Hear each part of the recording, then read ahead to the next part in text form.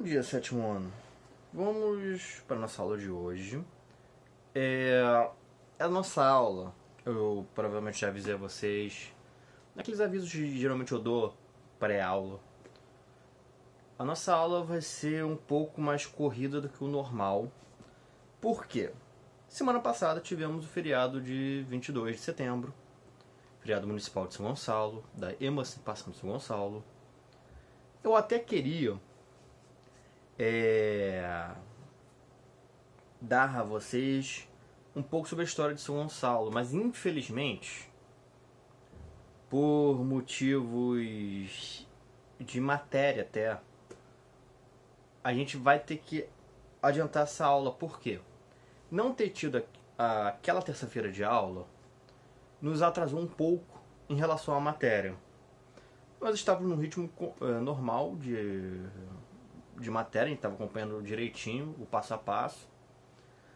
Mas infelizmente esse feriado, apesar de nos dar um dia de descanso, atrapalhou um pouco esse ritmo. Então agora, no capítulo 7, Espanhóis na América, eu vou ter que dar uma avançada rápida nessa aula de hoje.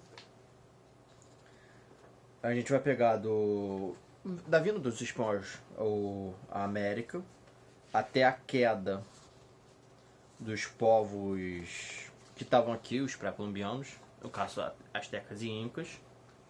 Isso já é uma boa parte do capítulo. Em decorrência disso, eu vou deixar de dar um dos exercícios para vocês, mas eu vou comentar ele em aula para vocês não ficarem sem aquele conteúdo de exercício. Isso eu vou passar para casa outra página de exercício para vocês. Por quê? Porque esse é o último capítulo desse módulo. Para a gente fechar ele antes da V2, que eu quero, estou vendo isso com a direção, de pôr a nossa V2 na terceira semana de outubro, eu quero fechar esse capítulo e dar esse capítulo para vocês na prova. Eu avançando agora essa matéria, a gente só vai precisar de mais uma aula para fechar ele. E vai ficar menos coisa para a próxima aula, então vou ter que mudar a matéria para vocês e ainda fazer uma pequena revisão. Por isso, não estranhem um ritmo acelerado de leitura. Não, lógico, eu não vou fazer algo que vocês não entendam. Eu vou comentar menos sobre a matéria e ler um pouco mais do que está no livro, para a gente dar uma avançada. E aí, na próxima aula até eu posso pegar pontos que vocês não entenderam, dar uma explicaçãozinha, porque a próxima videoaula da próxima aula vai ser menor, por ter menos coisa a se comentar. Bem, estamos falando aqui dos espanhóis na América. Os espanhóis foram o primeiro povo europeu a ter contato constante e oficial com os nativos americanos. O que a gente chama de nativos americanos? No caso dos espanhóis, o primeiro contato foi ali na América Central. Foi com, primeiro, os povos que viviam nas ilhas do Caribe e depois com os que estavam no continente. E desses a gente destaca os astecas, que era o grande, digamos, povo ali da região da América Central. E é com eles que também os espanhóis começam a ter uma maior realidade do que é a América. Depois eles vão ter contato com os incas quando descerem mais para o sul do continente. E lógico, nesse meio do caminho tem vários outros povos que eles têm contato, mas esses dois são os que a gente destaca mais. A chegada dos europeus à América marcou o início de uma série de transformações na vida de milhões de pessoas e na história de dois continentes. As terras encontradas pelos espanhóis no outro lado do Oceano Atlântico tinham riquezas que lhes despertaram grande interesse. Porém, para se estabelecer nelas, os espanhóis tiveram que enfrentar as civilizações que já viviam lá. Ou seja, eles tiveram que invadir o território dos astecas, de outros povos, dos incas, de outros povos sob a influência deles, A chegada dos europeus na América é um tema muito sensível. Até mais sensível em países como o México, como o Chile, o Peru, em que tinham esses dois grandes impérios. Porque, se a gente for pegar friamente para analisar, é uma invasão. Os espanhóis não tinham nenhum direito a essas terras. Eles não quiseram uma aproximação pacífica. Para falar que eles não quiseram, eles até tentaram, mas nunca foi a intenção deles, porque os espanhóis, eles tinham uma ideia de conquistar terras mesmo, de fazer uma expansão territorial além mar. Então, eles podiam se dar bem no início com os astecas? Podiam, mas inevitavelmente entrariam em conflitos por causa dos interesses espanhóis. O nascimento do Novo Mundo. Como teria sido o primeiro contato entre os nativos americanos e os europeus? Que estranhamentos teriam as pessoas ao se depararem com seres humanos tão diferentes delas? Neste capítulo, vamos conhecer como foi esse encontro de civilizações divergentes e quais foram os impactos disso. Quando os europeus chegaram à América, esse continente era habitado por diferentes sociedades, cada uma com sua organização política, social e cultura. E a gente tem que frisar a questão do diferentes sociedades. Eram realmente muitas sociedades que estavam aqui. As tecas incas a gente destaca porque eles se organizaram em impérios. Mas não é porque os outros não se organizaram em impérios que eles não eram grandes povos. Eram povos bem complexos, com bastante produção cultural, bastante produção religiosa própria. Então, temos que dar o devido respeito a esses povos nativos americanos. Cristóvão Colombo e sua tripulação, ao desembarcar em 12 de outubro de 1492, data importante, 12 de outubro de 1492, chegada de Colombo à América. Encontraram um povo com características totalmente desconhecidas.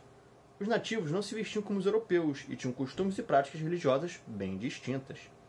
Essas diferenças lhes renderam o rótulo de selvagens, de maneira que os europeus se sentiam responsáveis por civilizar esses nativos americanos, além de entenderem que havia encontrado um novo mundo. Por que o termo Novo Mundo? Após a chegada de Colombo à América, o termo Novo Mundo passou a ser usado pelos europeus para denominar as terras que eles não conheciam até então. Naquela época, os europeus conheciam somente a Europa e parte da África e da Ásia. Temos aqui uma imagem da chegada de Cristóvão Colombo ao Novo Mundo. Uma coisa que a gente tem que destacar sempre nessas pinturas vai estar o europeu bem destacado aqui, armado, parecendo uma aparência heróica, e os nativos lá atrás, geralmente, ou agachados, como se estivessem contemplando eles. É uma visão preconceituosa. A alcunha de selvagens que foi dada aos povos nativos é um preconceito dos europeus. Porque eles pensavam, eles usam pouca roupa, eles têm costumes estranhos. Por exemplo, costume de tomar banho todo dia. Os europeus estranhavam isso. Eles falam uma língua estranha, então eles são selvagens. Só que nenhum povo é selvagem. Se um povo ele tem produção cultural, tem organização social, organização política, organização econômica, esse povo não pode ser selvagem. Então, tenham muito cuidado quando verem em livros, filmes, essas coisas, quando alguém chama um povo nativo de selvagem, é um preconceito. O encontro entre dois mundos. Uma das principais descobertas de Colombo no Novo Mundo foi a de que neste continente havia ouro e os nativos sabiam como encontrá-lo. Isso era bem importante porque voltamos lá na parte do absolutismo, ouro e prata, metais preciosos que eram base para fazer moedas. Se aqui tem ouro, era uma chance de tornar a moeda hispânica cada vez mais forte. Essa descoberta motivou muitas outras expedições europeias ao continente para conhecê-lo melhor e obter matérias-primas que poderiam ser exploradas comercialmente, sobretudo o ouro. Com isso, O contato entre os nativos americanos e os europeus ocorreu de maneiras diversas, em épocas diferentes, a depender de quem eram os navegadores e de onde eles aportavam na América. Além de encontrar na América povos culturalmente diferentes deles, os europeus também se depararam com uma grande diversidade natural. Aqui eles encontraram em contato pela primeira vez com alimentos como o milho, a mandioca, a batata e o tomate. E isso é uma coisa importante. Por exemplo, a batata, ela entrou na culinária europeia para nunca mais sair. Tem culinárias europeias que hoje a base dela é batata. E veio por causa dessa época. O tomate, ele foi para a Itália, por exemplo, e revolucionou a culinária italiana. O milho e a mandioca já nem tanto foi exportado, mas batata e tomate é o que mudou de vez a forma dos europeus comerem. E é uma coisa que a gente não se toca, que veio da América. Todas essas novas descobertas naturais foram exploradas comercialmente. Os europeus passaram a extrair diversos produtos naturais americanos para vender a altos custos na Europa, gerando lucro para quem investia nesse negócio. Afinal, a gente está falando de uma comida nova, que é muito versátil, é fácil de se fazer, fácil de se até inventar novos pratos. E tinha a questão também de que tem a questão da distância, tem a questão da novidade, geralmente eram poucos que conseguiam fazer esse comércio, então esses produtos viraram produtos de luxo na Europa, enquanto aqui dava em qualquer lugar. No entanto, a extração intensa de tais produtos gerou graves consequências para os nativos. A exploração desenfreada causou a extinção de várias espécies de plantas e animais. Um grande exemplo que a gente tem aqui no Brasil, o pau-brasil, que foi extraído aos montes pelos portugueses para fazer tinta, principalmente tinta de cor avermelhada, quase entrou em extinção. O pau-brasil até hoje é uma planta considerada ameaçada de extinção. Além disso, o contato entre europeus e indígenas resultou na morte de mais de 50 milhões de nativos, parte assassinada por europeus e parte infectadas por doenças trazidas por eles, contra as quais não tinham imunidade. Por que isso?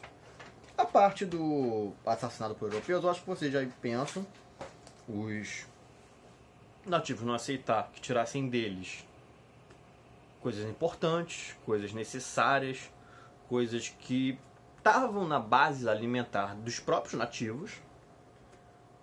E na questão da doença, é uma coisa que a gente geralmente não pensa hoje, porque o nosso mundo é muito ligado. Vocês, a geração de vocês, já nasceu num mundo que a gente chama de globalizado. O que acontece numa parte do mundo pode afetar o mundo inteiro. Então, no mundo em que vocês nasceram, é difícil uma doença estar só num canto do mundo. Tem exemplos, não é nem tão raro, mas o efeito que se dá em pessoas, digamos, que vieram de outras partes, por exemplo, tem uma doença pulmonar, uma tosse, um tipo de gripe, que só dá na região do Vietnã, lá na Ásia. E aí um brasileiro vai para lá e pega essa doença. Se fosse nessa época, em que doenças como gripe, vamos pegar a gripe como exemplo, como a gripe não eram, digamos, conhecidas dos americanos, provavelmente esse brasileiro que pegasse estaria em grande risco. Mas a gente tem gripes aqui. A gripe ela faz parte ali do mesmo tipo de vírus. O que muda são algumas coisinhas. Eu não sou muito bom nessa parte, gente. Qualquer dúvida a mais, pergunte para o professor de ciências. Mas o que problematizou tanto aqui a questão dos índios na Europa se circulavam muitas doenças. Até pela péssima condição de saúde, de saneamento urbano, exemplos. Os europeus principalmente até essa época, eles não tinham o costume e nem conheciam até a questão do vaso sanitário. Então, como é que era feita as necessidades, professor? Nas cidades, eles faziam num balde e jogavam na arruela que estava na rua. É nojento dessa maneira mesmo. As descrições das cidades europeias, das grandes cidades europeias, eram de uma região nojenta, um odor muito forte de fezes humanas, de urina, porque a questão sanitária na Europa demorou muito a pegar, digamos assim. E, por causa disso, quando eles vêm para a América, essas pessoas estão há gerações lá numa situação muito ruim de saneamento urbano, de doenças circulando. Temos que lembrar que nesse período já tinha passado a peste negra. Então, eles viveram com epidemias, pandemias. Não que aqui não tivesse, mas pelos relatos que se tem, circulavam por aqui outros tipos de doença que não circulavam lá. Então, quando os europeus vieram para cá, eles trouxeram com eles essas doenças, que quando o nativo tinha contato com elas e eles nunca tiveram contato com esse tipo de doença, os primeiros contatos eram mortais. Só que depois de várias e várias gerações é que vieram a ter anticorpos, o organismo deles saber combater essas novas doenças. Assim como os europeus, que entraram em contato com as doenças que tinham na América e não tinham na Europa. Mas, em termos de proporção, foram muito mais nativos americanos morrendo de doenças vindo da Europa do que de europeus morrendo de doenças que tinham aqui. Destruição do Império Azteca. No início do século XVI, diversos governos europeus enviaram expedições para a América. Em fevereiro de 1519, uma delas comandada pelo espanhol Hernán Cortés. Cortés é um nome muito importante. Ele é considerado o grande conquistador espanhol e um grande assassino. Vamos ser bem sinceros, ele matou muito índio. Chegou à península de Yucatán, no México, onde vivia a civilização azteca. Quando a expedição de Cortés desembarcou no litoral mexicano, provocou estranheza e espanto na população azteca, pois os espanhóis eram diferentes de tudo que eles já tinham visto. Assim, a chegada desses homens estranhos foi noticiado ao imperador azteca, Montezuma II, que passou a acompanhar, à distância, os movimentos do espanhol. Durante meses, Cortés percorreu diversas cidades da península, buscando aprender mais a respeito dos costumes dos povos que habitavam a região e a forma de organização do império. Nesse processo, recebeu o auxílio de duas pessoas que trabalharam como seus tradutores: Aguilar, um náufrago espanhol que falava a língua maia, e Malinche, uma ex-escrava asteca que sabia a língua maia e a língua asteca, o Nahuatl. É meio difícil de falar. A tomada de Tenochtitlan. Se lembram, a gente viu sobre isso, esse período lá atrás, sobre o Império Azteca. O que a gente aprendeu, em partes, era o que o Cortés estava querendo aprender. Por quê? Ele queria saber como se aproximar desse povo que tinha um império. Ele não era burro, ele sabia que o número de espanhóis, apesar das armas europeias serem mais desenvolvidas, o número é limitado e demora para vir europeu pelo Atlântico. Então ele não podia sair atacando sem pensar. Ele tinha que ter uma estratégia e foi isso que ele fez. Ele podia ter procurado uma forma pacífica de conviver? Podia. Mas, infelizmente, esse pensamento não era muito, digamos, difundido na época. A ideia de convivência pacífica dos povos é algo mais recente, somente depois das duas grandes guerras mundiais. Em novembro de 1519, Cortés chegou a Tenochtitlan, capital do Império Azteca, e foi recebido pelo imperador Montezuma II. Nos primeiros dias, os espanhóis conheceram a cidade, mas passada uma semana, Cortés mandou prender o imperador e assumiu o controle do império. Os astecas preferiram negociar a guerrear contra os espanhóis e não se rebelaram até que, certo dia, durante uma cerimônia religiosa, os espanhóis fecharam as portas de um templo asteca e mataram cerca de 2.000 pessoas. Com isso, a população se revoltou e expulsou os espanhóis de Tenochtitlan. Então, por que, mesmo com o imperador preso, o povo não se revoltou contra os espanhóis? Eles quiseram negociar. Primeiro, dentro da cultura asteca, tinha-se a lenda de um deus deles que viria do leste, voando, e ele viria com um pelo no rosto. É algo mais ou menos assim. O que aconteceu? E há uma teoria difundida, ela não é certa, mas é difundida há muito, muito tempo, e alguns historiadores até afirmam que pode ter sido isso.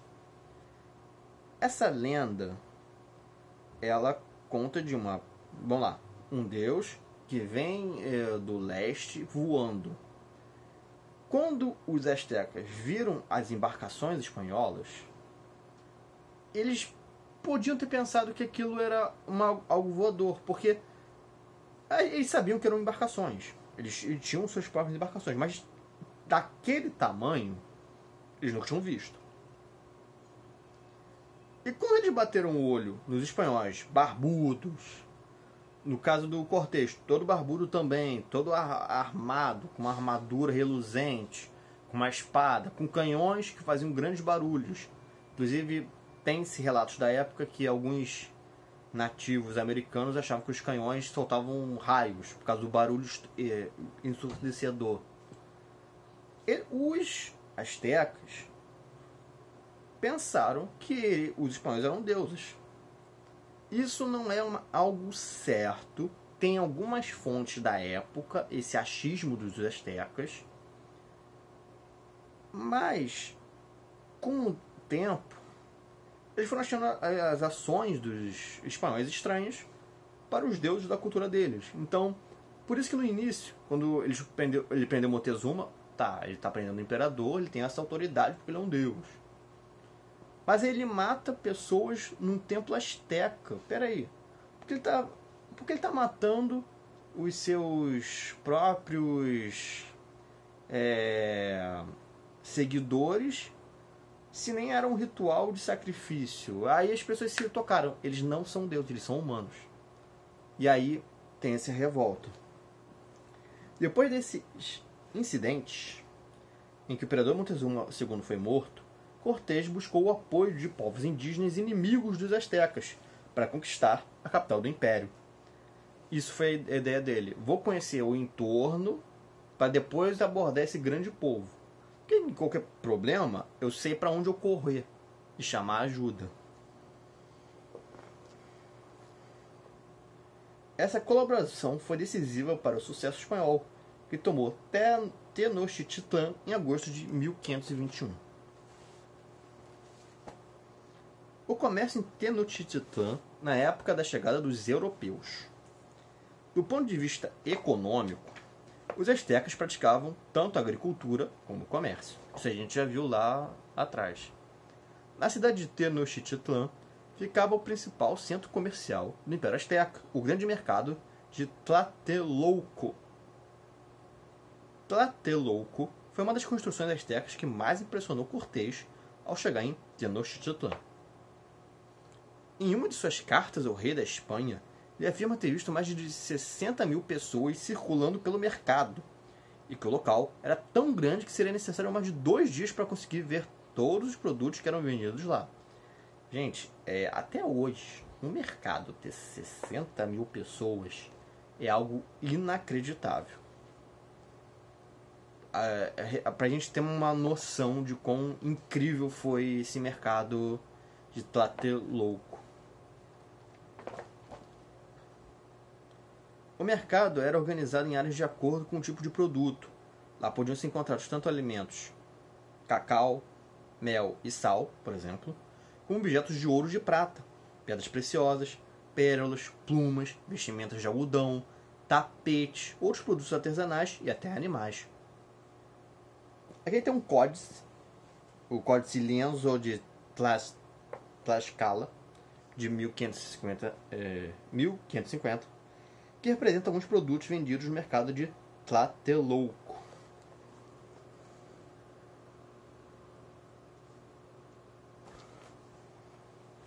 Parte dos produtos vendidos no mercado havia chegado a Tenochtitlan em forma de tributo. Se lembra que eles dominavam os povos e eles obrigavam eles a pagarem certos tributos de produto mesmo, milho era muito importante, cacau, plumas e pessoas.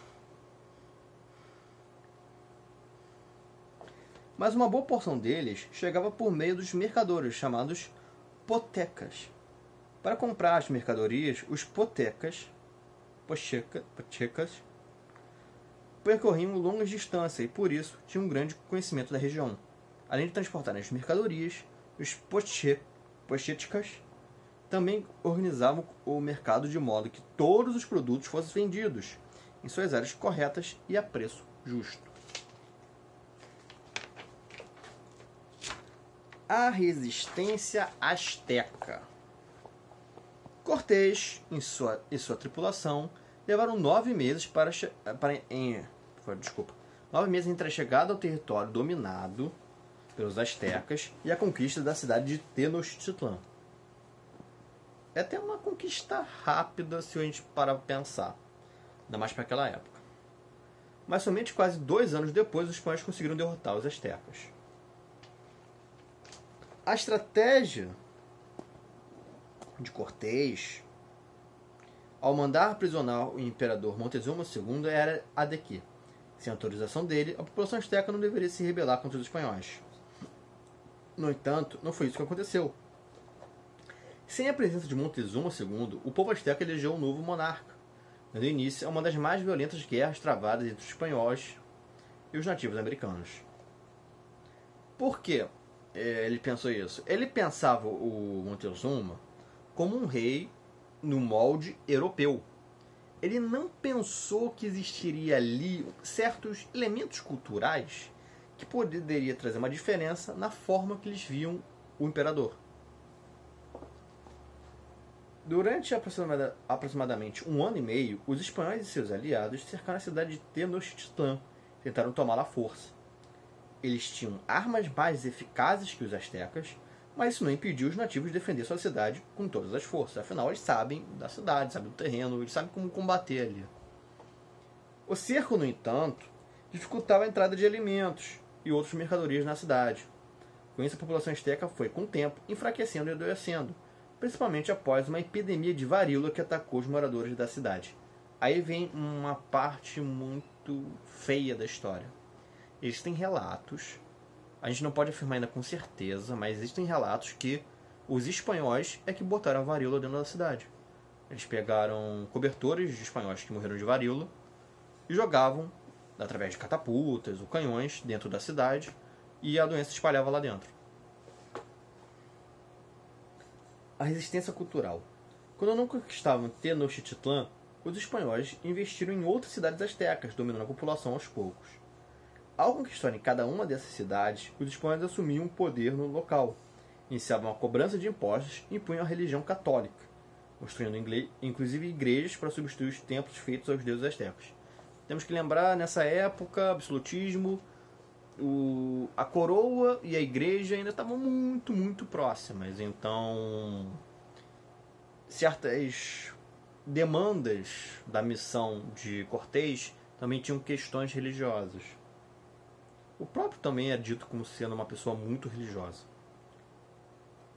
A população dominada, por vezes, resistiu ao controle espanhol, recusando-se a pagar os impostos e adorando seus deuses em segredo, procurando assim manter seus costumes e sua cultura. O motivo da derrota dos astecas. A vitória espanhola sobre os astecas é atribuída a uma combinação de diversos fatores. Primeiro, os aliados, os espanhóis, fizeram diversos acordos com povos locais que não aceitavam o domínio asteca, aumentando assim a quantidade de pessoas em suas tropas. O Cortés foi esperto. Ele viu que era um império, ele se tocou de uma coisa que não é tão difícil a gente pensar. Se tem um império grande e nem tudo aqui é o mesmo povo, então esse império grande está dominando outros povos. Ninguém gosta de ser dominado. Então deixa eu falar com esses povos que estão sendo dominados. Ele foi muito inteligente em ver que ele podia pegar a situação política local e botar a seu favor. Ele já era uma força consideravelmente forte, mas sozinho ele não derrotaria os astecas. E teve uma sacada muito inteligente. A superioridade bélica. Os espanhóis usavam cavalos e tinham armas de fogo, o que lhes possibilitava ser mais rápidos e mais efetivos em seus ataques. Ok, aí a gente vai dar um entre aspas, gigante, que o livro está sendo genérico para vocês, mas eu como professor quero dar essa corrigida. Cavalos davam vantagem aos espanhóis? Davam. Ninguém duvide disso. A cavalaria, ela tem um fator até psicológico, porque é assustador uma pessoa de cavalo vindo na sua direção te bater. Uma pessoa de cavalo vindo na sua direção já assusta. O cavalo é um bicho muito grande. Agora, armado vindo te bater é muito pior. E lógico, tem a questão da velocidade. Com cavalos eles eram muito mais velozes. A questão da arma de fogo. Tinham dois tipos de arma de fogo. Aqui o soldado espanhol usava, que era o mosquete, e o canhão. O canhão, não tenham dúvidas, ele fez diferença. Ele fez diferença porque fazia uma grande destruição, era fácil de recarregar, e 2, e 3 na verdade, assustava. Para um povo que nunca tinha ouvido explosão de pólvora, ouvir pela primeira vez e logo que você ouve, digamos, a muralha cai, a sua casa é destruída, isso assusta. Então, os canhões realmente fizeram diferença. Os mosquetes, nem tanto. O mosquete, ele era usado também para assustar, assustava, lógico, mas ele demorava tanto para carregar que se os espanhóis errassem o tiro, eles estavam indefesos. Não totalmente indefesos, porque geralmente o mosquete... Eu vou pegar uma imagem de mosquete dessa época e vou mostrar pra vocês. Ela vinha com uma lâmina na ponta, que é chamada de baioneta. Não, eu acho que nessa época ainda não tinha baioneta. Eu acho que a baioneta veio depois. Mas eles sempre tinham uma lâmina perto deles. Então, errou o tiro, puxa a espada. Ou errou o tiro, bota essa lâmina na coisa pra você lutar. Mas ela não fazia tanta diferença assim não, gente. A arma pessoal de fogo só vai fazer diferença mesmo quando inventaram a questão do cartucho, de recarga mais rápida. Porque tem muitos porquês, mas é porque demorava muito a carregar. E eu vou explicar isso mais na aula. Não vou deixar pro vídeo não. As doenças contagiosas, essa ajudou bastante. O contato com os espanhóis expôs os astecas a diversas doenças, como a gripe, o sarampo e a varíola, contra as quais não tinham defesa imunológica. Portanto, muitos deles morreram em decorrência dessas doenças. Agora vamos para a última parte, rapidinho, turma. A gente pula, vai lá, a gente vai dar 307 para 310. Destruição do Império Inca.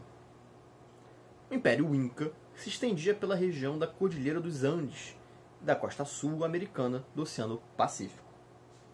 Na época da chegada dos espanhóis, o Império Inca passava por uma guerra civil que havia sido iniciada em um conflito político, pois o imperador havia morrido e seus 2 filhos disputavam o poder. Isso é clássico. Ainda mais quando, digamos, os 2 filhos eles têm influência política iguais. Quando acontecia isso, e não importa onde é o império, sempre dava problema. O Ascar, o filho mais velho e herdeiro do trono, comandava parte do império, a partir da capital Cusco, enquanto Atahualpa, o segundo filho, bastardo, porém preferido pela população, comandava a outra parte, a partir da cidade de Quito. Pouco antes da chegada dos espanhóis à região, Atahualpa havia derrotado o irmão e assumido o poder. No entanto, para sustentar o império, passaram a cobrar pesados tributos, o que deixou a população descontente.